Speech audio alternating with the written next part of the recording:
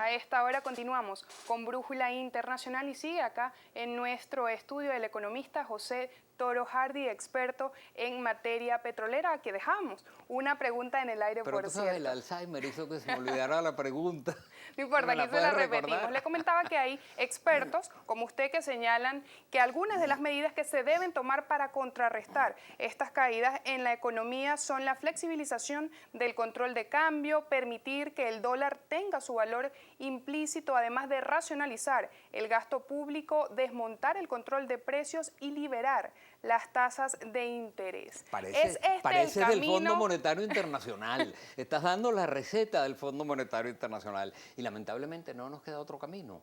Porque, mira, durante 15 años tuvimos los mayores ingresos petroleros nunca imaginados. Y con esos ingresos petroleros, en lugar de pensar en que íbamos a resolver, a crear una economía estable, sustentable, para resolver de manera permanente los problemas sociales, lo que hicimos fue montar una política de populismo desaforado, basada en dádivas y destruimos la economía. Hoy en día, ¿qué tenemos? No tenemos reservas internacionales, se nos está cayendo la producción petrolera, la producción en general, después de 15 años de expropiaciones, controles de precio, controles de cambio, no hay producción suficiente en el país y hay unas colas enormes en los automercados. ¿Qué tenemos que hacer? Bueno, volver a la racionalidad. Tenemos que decir dónde estamos parados. ¿Dónde estamos parados? Bueno, vamos a ver qué somos capaces de producir.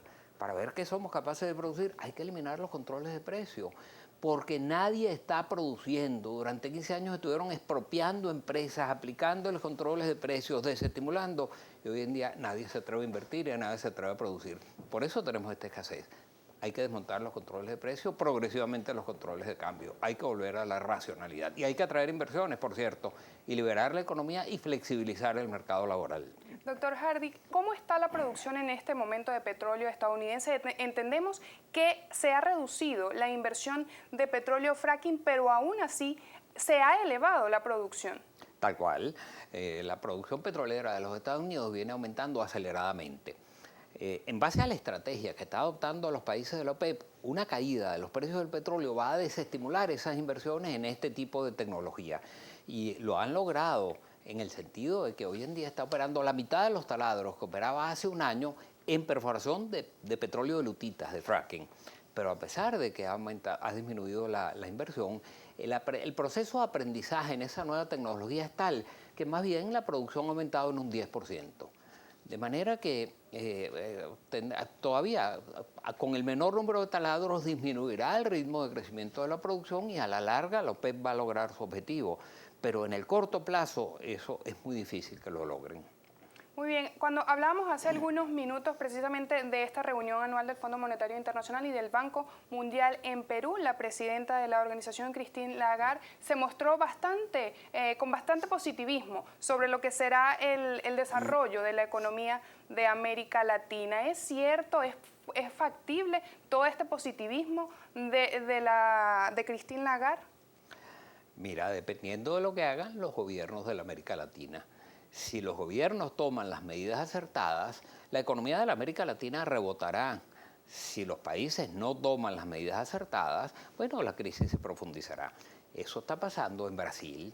En Brasil vemos cómo el gobierno de Dilma, pues mira, se insistió en sus controles, insistió en sus cosas, mucho menos que Venezuela, por supuesto, y hoy en día están padeciendo de una desaceleración de la economía, una crisis tan pavorosa que incluso Dilma misma corre el riesgo de ser sometida a un impeachment. La semana que viene el presidente de la Cámara de Diputados de Brasil va a anunciar si aceptan o no que se someta a juicio, a un impeachment, a la presidenta Dilma Rousseff.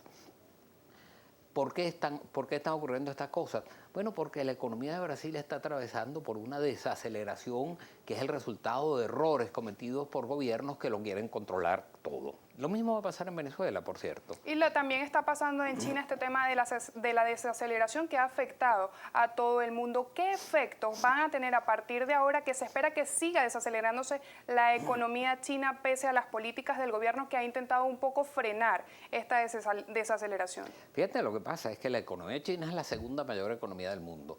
Y durante muchísimos años, muchísimas décadas, fue la economía que tuvo las mayores tasas de crecimiento económico.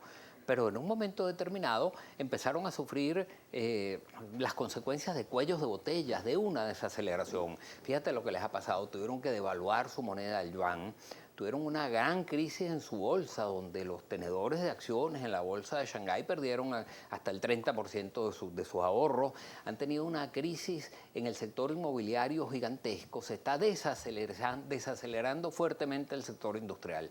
¿Y cómo está reaccionando China?